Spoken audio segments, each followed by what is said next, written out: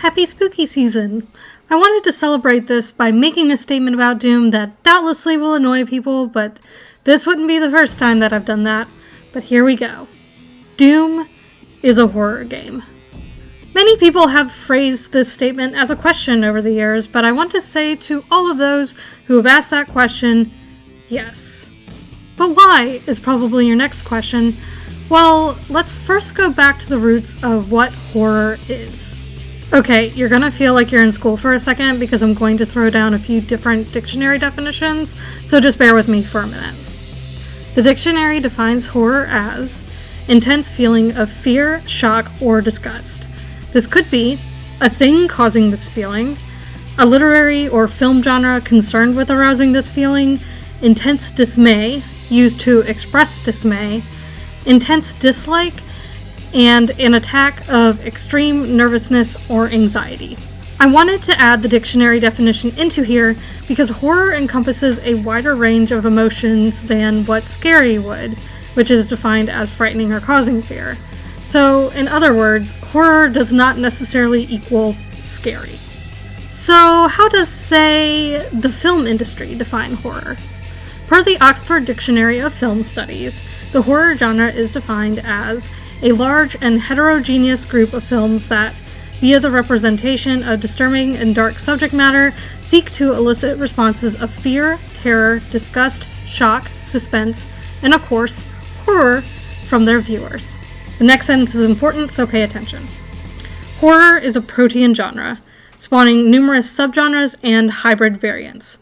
Gothic horror, supernatural horror, monster movies, psychological horror, splatter films, etc. The genre of horror in video games also follows a similar structure. The important thing to understand here is that horror can elicit a variety of negative emotions that vary somewhat from player to player. But not only that, horror covers a wide variety of subgenres that combine to create unique ways of, for lack of better phrasing, freaking the player out. I think it's also important to put in the caveat here that all kinds of phobias exist, which is not exactly what we're talking about when we talk about horror. Obviously, there's more common ones: arachnophobia, claustrophobia, and trypophobia that are commonly used as tropes in horror, but quite a few phobias tend to describe a very specific kind of intense fear or disgust that are often not as widely experienced by the human population, like, say, genophobia, or a fear of knees.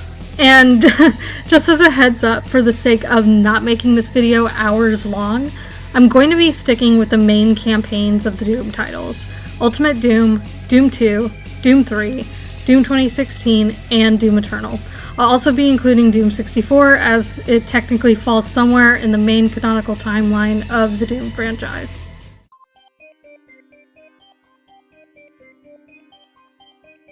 It can't be stressed enough how much of an influence the horror genre of film influenced Doom's origins.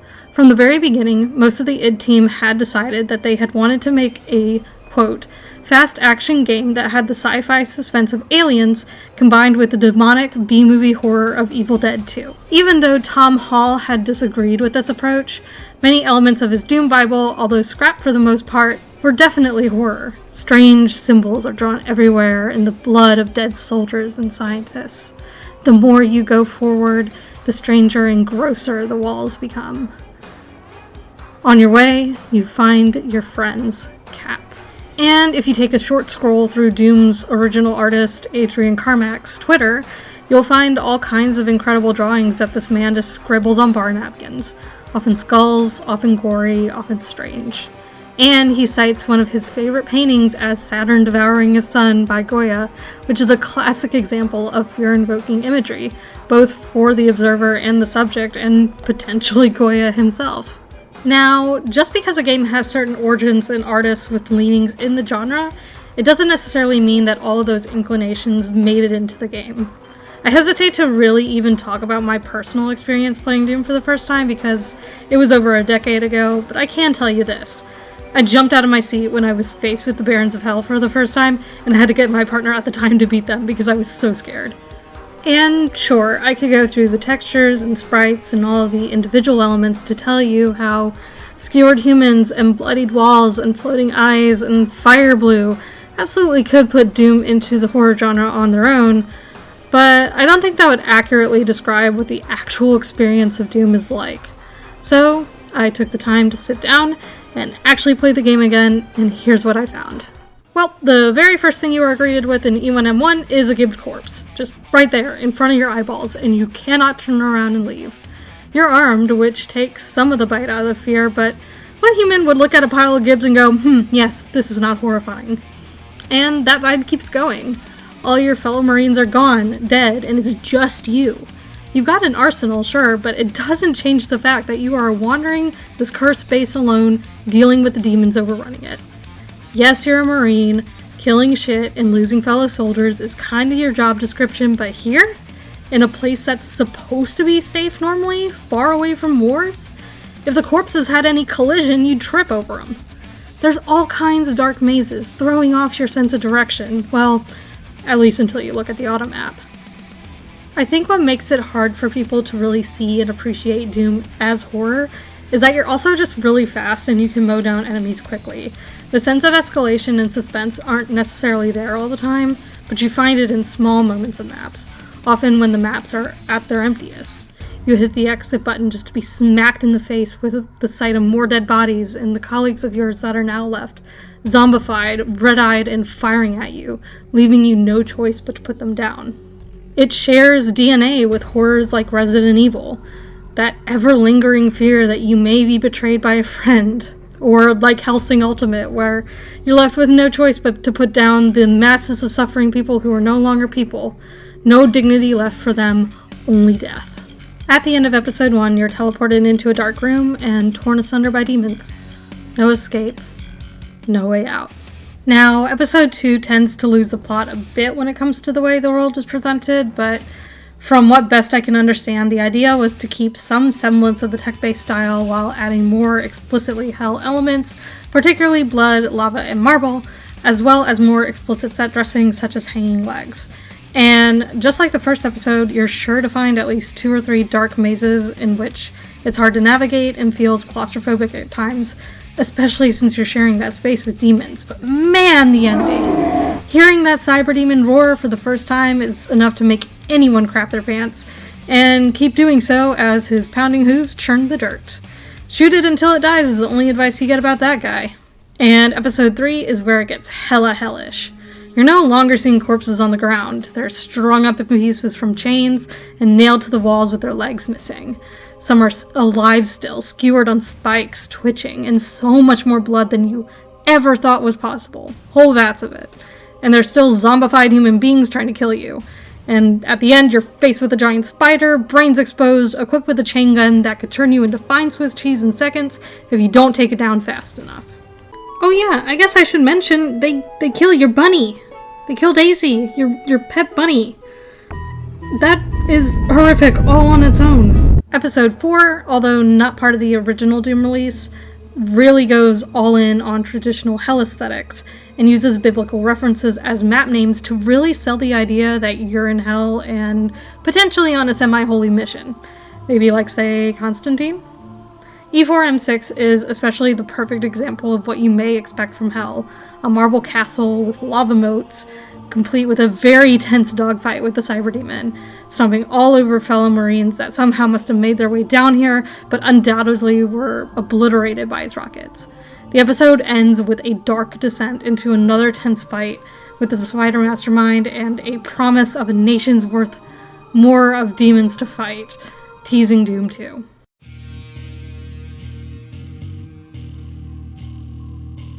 Well, from the title alone, it sounds like we will get more of the same of Ultimate Doom's brand of action horror, as well as many of the same assets that were used. There's also a difference in structure that could work in Doom 2's favor in terms of making it more immersive. Because Ultimate Doom is structured in episodes, you have mandated breaks every 9 maps in order to progress with the next one. Meanwhile, Doom 2 is an all-in-one experience, and while you do have a pause button, you also have the option to play non-stop and watch the slow descent into madness. While it really takes until map 5 to get into any of the horror elements that the original Doom had carried, by comparison, Doom 2 is a bit more Spartan in the beginning with how its maps play. They're just plain old tech bases, no dead bodies even to speak of. Given Doom 2's quick turnaround time, this isn't really a surprise, but it does make me realize why people may question whether or not Doom was really meant to be horror at all.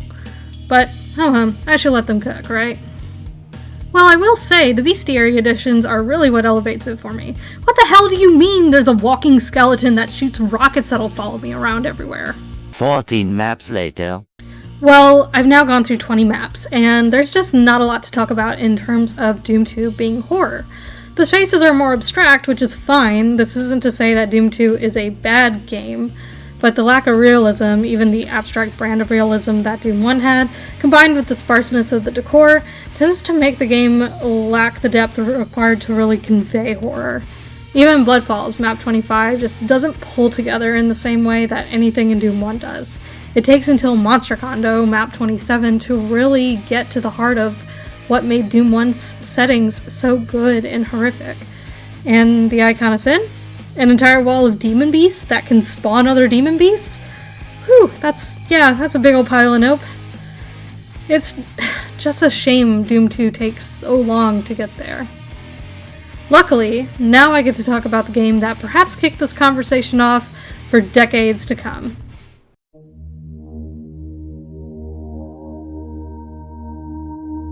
From the very jump, things are not right at UAC. You're on Mars, and everyone is freaked out.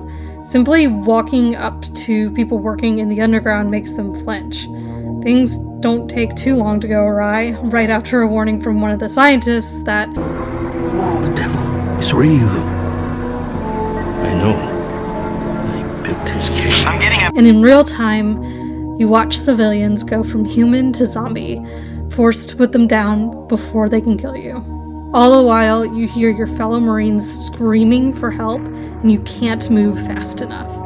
As the game goes on, the screaming stops, but it's only replaced by demonic whispers and hisses, or the sound of gory tentacles weaving their way into the metal. You wander the dark hallways, sometimes hallucinating, your vision turning red. One thing that really makes the horror aspects of Doom 3 much more pronounced is not just the more tropey parts of demonic takeovers, but also the fact that the demons are just straight up more threatening. The Pinkies can now dent doors, break metal pillars and pipes, and any swipe a monster takes at you pulls your point of view away, forcing you to correct hard. Every step the Minkubai take shake the ground. And oh yeah, don't forget the babies. One thing that's interesting about Doom 3's writing is that while yes, you're a hardened Marine that should be pretty inflammable, your guiding voice, Sergeant Kelly, seems totally oblivious to the kind of threat he's dealing with. At one point, he tells you that there's some sort of growths. He's referring to the demonic fleshy tentacles, by the way. But other than that, no other comment than your objective. Until he becomes a demon too. One thing that I think that's fascinating about Doom 3 is how similar it really is to Doom 1. Sure, there's plenty of superficial differences, and the plot of it is more fleshed out, with the archaeological digs in the back third of the game, but overall, it's basically all the same ideas presented in Doom 1. I don't think I really have to iterate too much on Doom 3 being a horror game. It's the most obviously horror entry in the franchise, so I won't spend a ton of time on it. But I obviously had to mention it because it was what really ended up sparking the debate about Doom as a horror franchise in the first place. And I don't plan on talking about the shotgun, so I expect everyone in the comments to be very normal about the Doom 3 shotgun. This is a threat.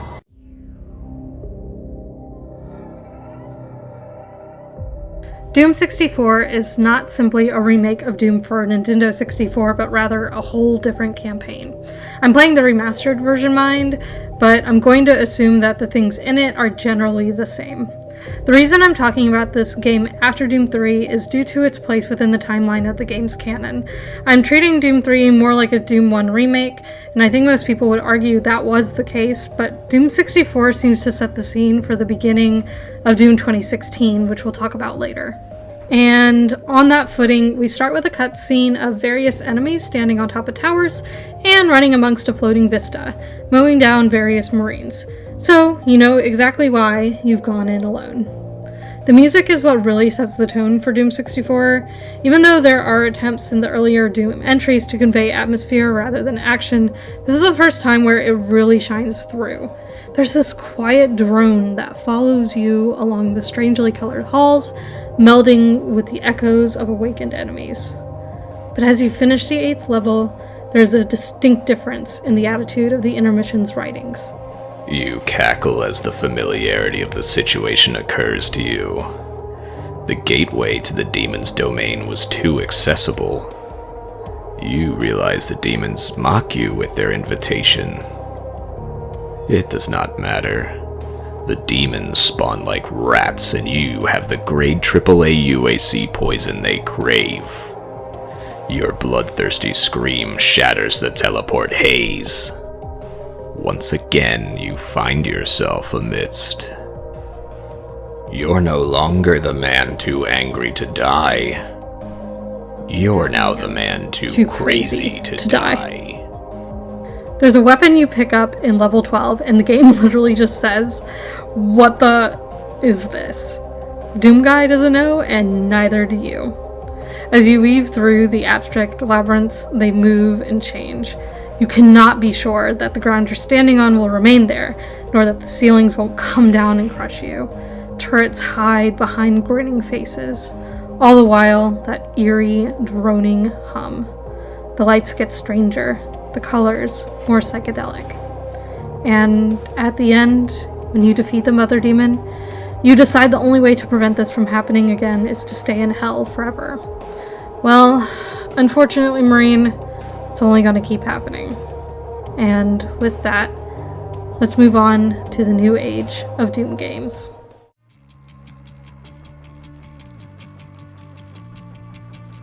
Now, given the information that Doom Guy sat his ass in hell to prevent demon invasions from happening elsewhere, it may seem strange that we're kicking ourselves out of a tomb at the beginning of this game. There's a bit of context with the holograph of Olivia Pierce walking cautiously towards the casket, muttering, "We have to contain this." Even more strangely, the facility has lockdown protocols for demonic presences, specifically.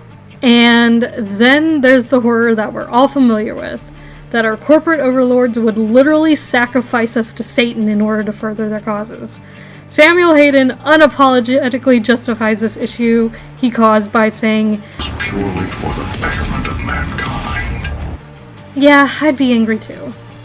He apologizes later in his office, but it's one of those apologies that go like, "I'm sorry, but..." Which is not an apology, Samuel. So toxic. Anyways, I find that while Doom 2016 has a lot of obvious references to Doom 1 in the secret areas, thank you Jason O'Connell, we love you, I think there's also nods in smaller environmental details that pay homage and simply reinforce my theory that this was what Doom was always meant to be.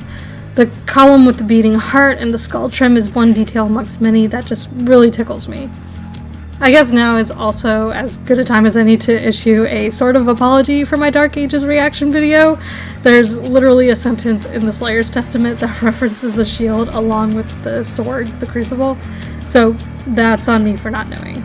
Unlike Samuel though, I am actually sorry for that. I do apologize. Living and learning. Doom Eternal doesn't give you much context at all for the much more low-key wooden and metal areas you start off in, nor the hell priests that you kill in the beginning, but things have gotten a lot bigger. Deep down, there's still the idea of corporate fuckery about, and Vega's familiar voice greets you from the start, but the world's gotten big and weird. But regardless, the main idea is the same. Human lives hang in the balance and someone's gotta pay. Although, to be honest, once you're past the first level, you don't really see much humans at all. You hear them through optional radio transmissions in the Fortress of Doom, but there's much less tangible exploration of the effect that the demons have on the humans. I gotta say, out of all the entries, Doom Eternal is the least horror of all the Doom games. Sure, it's got the same monsters and weapons, but the story and environments are molded around Doomslayer's presence, rather than existing in spite of him. It's hostile, but not in the same way that Ultimate Doom is hostile. The doors open now with warnings that the Slayer has arrived to proceed with aggression. They know who you are. There's preferential treatment. Even if that treatment isn't particularly nice. It's more Army of the Dead than Aliens, a parody of itself. Like, come on. Once you start using mission objectives like take the train to the Terror Dome, You've resigned to being the Mad Max school of scary, which is not very. It's very badass, but not exactly horror. Sure, there's Necroval, which Samuel Hayden comes back to tell us about the human souls being sucked up and tortured there, but at this point in the Doom series, and Christianity to be frank, we already know there's tortured human souls in hell. It doesn't matter, Doomslayer's a godlike dude who can punch his way out of anything, and have Vega take care of all the details. The lack of isolation and the raw power of the Doomslayer altogether has the series leaning in much less horror-esque direction these days and more into straight power fantasy, and given the usable mechs and dragons in the Dark Ages trailer, it's pretty unlikely that Doom will head back to the direction from which it came. But you'll have to wait and see. As mentioned, you have Vega and Samuel Hayden as quasi-companions in the new Doom games, and I think that's partly what is causing them to feel less like horror. There's not only isolation in the original Doom games, but also mystery. You have to figure out everything yourself as you go, only getting an information dump at the end of each episode. But New Doom keeps you constantly abreast of the world's information, you have objective markers, and you've constantly got some kind of voice in your ear about what's going on and what you should do next. In a way, this also ties into how the levels feel, more focused on the ripping and tearing than the exploration and unraveling of a mystery. This doesn't make the new Doom games bad, just different.